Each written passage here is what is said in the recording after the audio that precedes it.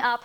This is not the only thing going on in the world today, believe it or not. Donald Trump also made a mess of his NATO summit in Turkey. That's up next.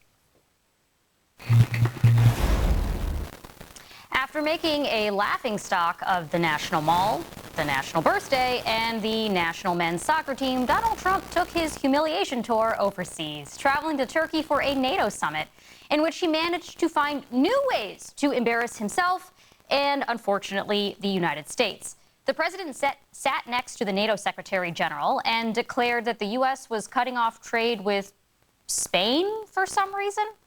Spain is a wasted cause. We don't want to do any trade business with Spain anymore, by the way. I'd like you to cut it out. Spain is a terrible partner in NATO.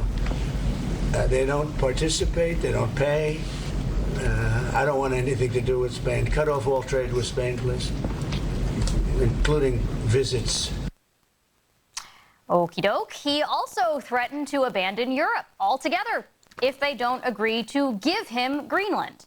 Trump also pressed play once again on his unpopular, costly war with Iran as the U.S. military unleashed new brutal attacks that they described to one reporter as, quote, punishment not proportional. Is the ceasefire over? Is the ceasefire done? Is the MOU dead? It's a very interesting question. To me, I think it's over. I don't want to deal with them anymore. They're scum. I told this story yesterday. We had 111 missiles shot by the Islamic Republic of Japan, JCPOC. What a terrible deal. I call it the Obama nuclear waste deal. They're electric manufacturing facilities, right? They're electric plants where they make their electricity there. We will, if we have to, we'll take them out. Even with all of that bullying and threatening, the 80-year-old president found time to rest his eyes, shall we say, during a roundtable with other NATO leaders who absolutely adore Trump, at least according to Trump.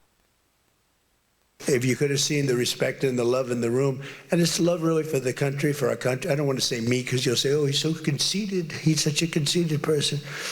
But they do. I mean, you know, they like the job I'm doing. They said, sir, we love you. These are grown people saying that. Isn't that nice? That sounds a little like a stretch, but it is true that Secretary General Mark Rutte has spent a lot of time trying to massage Trump's ego. So much so that reporters took notice.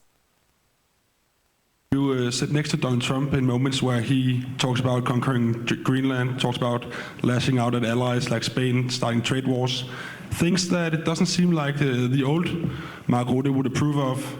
Does this have any effect on your self-respect when you sit next to him like that and say nothing? When it comes to Greenland, I already explained.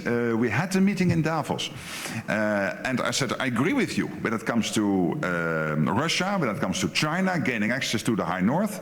But let's do this together. We have NATO for this. Let's work together on this. This is exactly what we are doing. But behind the scenes, more and more NATO leaders appear to be planning for life without Trump and the United States. According to new reporting this week by the Wall Street Journal, American allies have begun pushing the gas pedal on an unprecedented experiment in de-Americanization. Authorities from France to the Netherlands are quietly removing U.S. tech from their systems and urging civil servants to no longer use Microsoft Teams or Office, the Journal reports. The paper also reviewed a classified assessment from a Southern European intelligence agency saying that when you deal with the U.S. government now, quote, you are not dealing with an administration that has processes. You are dealing with a single volatile individual. Here's the thing. Donald Trump's entire art of the deal is to take negotiations almost to their conclusion. And now Trump is learning, not just with Iran, but with some of America's closest allies, his closest, oldest allies. That means he's bargaining from a position of no leverage. Congressman Adam Smith of Washington State is the ranking Democrat on the House Armed Services Committee, and he joins me now. Congressman, the president says that everyone in the Atlantic Alliance loves him. Meanwhile, of course, they're all apparently planning for a future without America, or at least without American leadership. What is your top-line reaction to what we saw today in Turkey? Well, it's a continuing problem that President Trump is focused on himself and unhinged from reality. He is not connected to the real world. Remember, we won the war against Iran, and Iran conceded to all of our demands. Gosh, I lose track at this point. I think it was like 2 months ago that he first made that claim.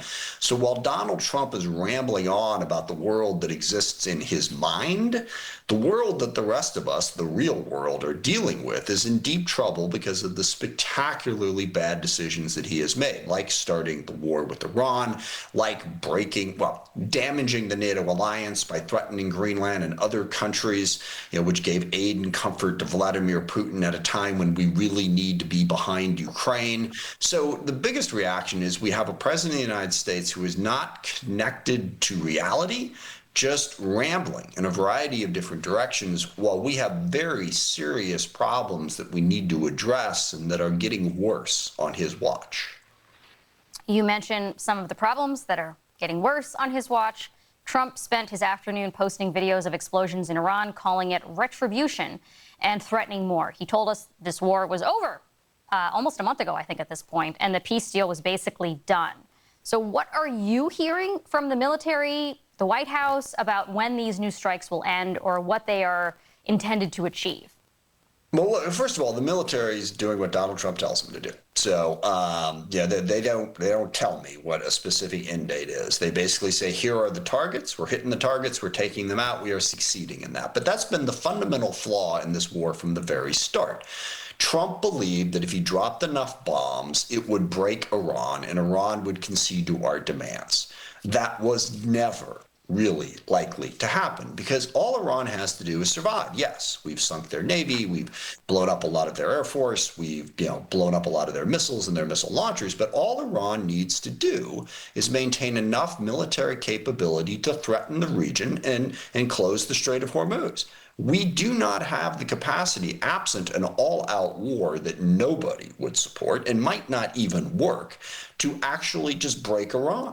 So dropping more bombs isn't going to get us to that place. We had a golden opportunity after Iran had been weakened from the 12-day war with Israel, what's happened to Hezbollah, what's happened to Hamas, the collapse of Assad in Syria. We had the best opportunity in front of us to negotiate the best deal possible. Instead, Trump started this war and with the false idea that, like I said, somehow he could drop enough bombs, break them, and win. That was stupid, costly, and now he doesn't know how to get out of it. Congressman, before we go, I believe you were listening in, as the rest of us were, to that Graham Platner announcement tonight. I'm just wondering if you can share your thoughts about what is going on in Maine right now. Yeah, there's several big things. First of all, Platner's a bad guy.